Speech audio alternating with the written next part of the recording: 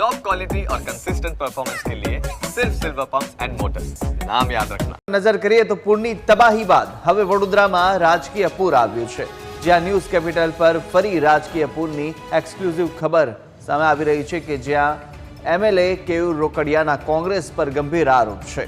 કોંગ્રેસના કારણે વડોદરા ડૂબ્યું છે તેવું કેયુર રોકડિયાએ જણાવ્યું છે અને આ તરફ ભૂખી કાંસનો ઉલ્લેખ કરીને કોંગ્રેસ પર કેયુર રોકડિયા વરસ્યા હતા।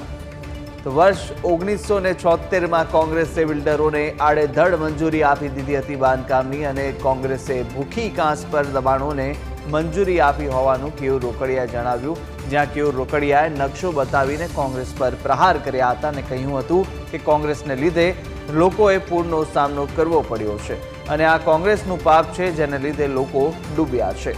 ધારાસભ્ય કેયુર રોકડિયાએ 1976નો નકશો બતાવ્યો હતો, જ્યાં રોકડિયાએ ટીપી નંબર 12નો નકશો પણ બતાવ્યો અને નકશા મુજબ કોંગ્રેસે 1976માં ભૂખી કાંસ પર પ્લોટ આપ્યા।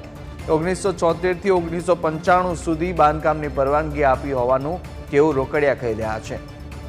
કોંગ્રેસની પરવાનગી બાદ ભૂખી કાંસ 8માંથી 4 મીટરનો થયો અને ત્યારબાદ પૂરની પરિસ્થિતિનું નિર્માણ થયું તેવું કેયુર રોકડિયાએ જણાવ્યું છે। મહત્વનું છે કે વડોદરામાં પૂરગ્રસ્ત થઈને અનેક લોકોને હાલાકી પડી હતી, પરંતુ હવે જ્યારે વડોદરામાં પૂર આવ્યું ને પૂર બાદના જે આક્ષેપ પ્રતિ આક્ષેપો કરવામાં આવી રહ્યા છે, જે રાજનીતિ કરવામાં આવી રહી છે, તે હવે ચર્ચાએ વધુ જોર પકડ્યું છે કે જ્યારે એમએલએ કેયુર રોકડિયાએ કોંગ્રેસ પર ગંભીર આરોપો લગાવ્યા હતા અને 1974નો નકશો બતાવી અને આક્ષેપો કરવામાં આવ્યા હતા કે આ પૂર છે વડોદરા જે ડૂબ્યું છે તે કોંગ્રેસના કારણે ડૂબ્યું છે।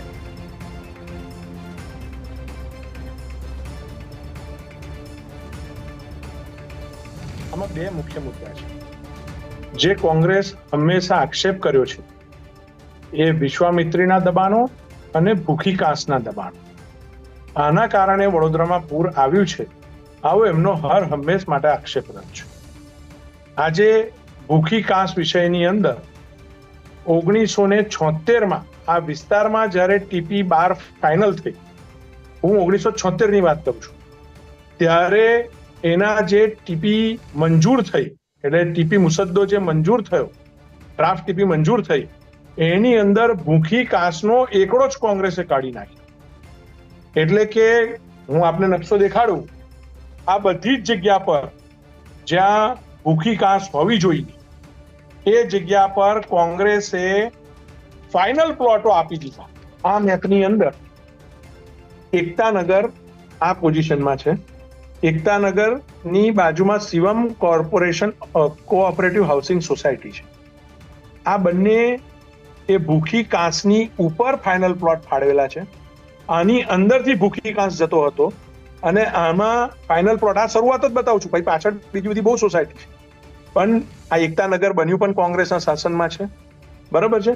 અને એની અંદરથી ભૂખી કાંસ જતો તો એની જગ્યા પર એ બેની વચ્ચેના રોડની નીચેથી અમારે ભૂખી કાંસ ચેનલાઇઝ કરવો પડ્યો છે, કારણ કે એને રોડ બતાવ્યો છે બેની વચ્ચે।